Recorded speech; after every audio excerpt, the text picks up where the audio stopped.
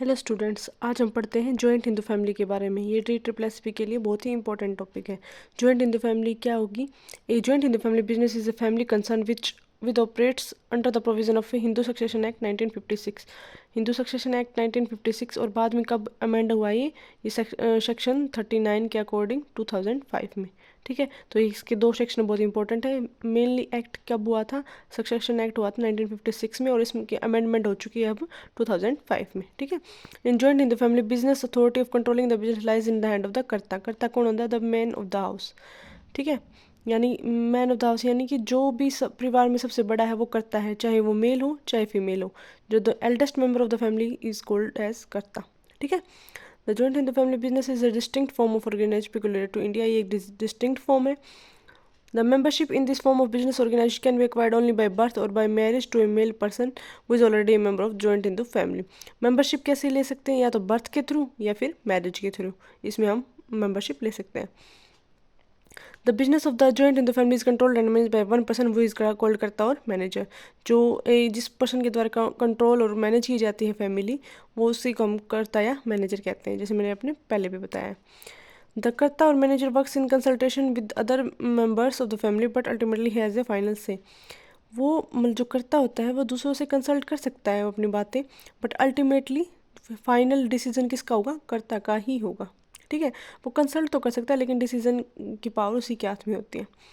The liability of the karta is unlimited while the liability of other members is limited to their shares in the business. जो कर्ता की liability है वो unlimited होती है। ठीक है, और जो मेंबर्स की लाइबिलिटी होती है वो लिमिटेड होती है। कि कहाँ तक लिमिटेड होती है? उनका शेयर है बिजनेस में उस तक। ठीक है, तो ये भी इंपॉर्टेंट है कि किसकी लिमिटेड है किसकी अनलिमिटेड है। ठीक है, the Hindu succession amendment act 2005 section 39 of 2005 was enacted to remove gender discriminatory provision in the Hindu succession act 1956।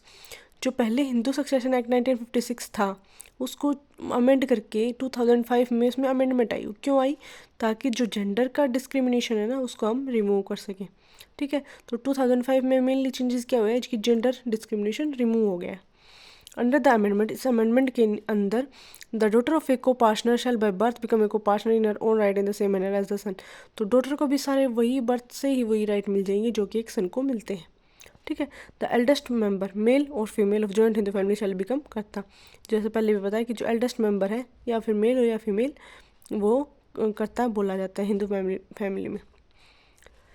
Married daughter has equality in the property of joint Hindu family. Joint Hindu family में भी अगर कोई married daughter है तो वो उसका भी legal right है प्रॉपर्टी में।